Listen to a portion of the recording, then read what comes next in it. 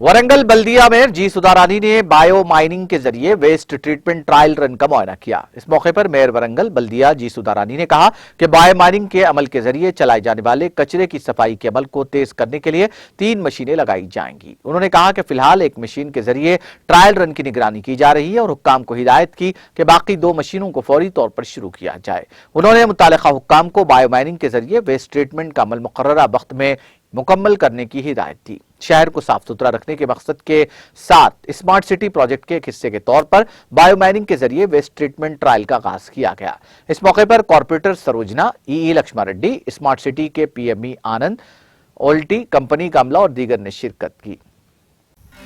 नाज़रीन, हमारे TTV news को सब्सक्राइब करिए, बेल आइकॉन को प्रेस करिए, शेयर करिए और लाइक करना ना भूलें। और किसी एडवर्टाइजमेंट से मुताल्लिक़ जानकारी के लिए हमारे इस नंबर पर कांटेक्ट कीजिए।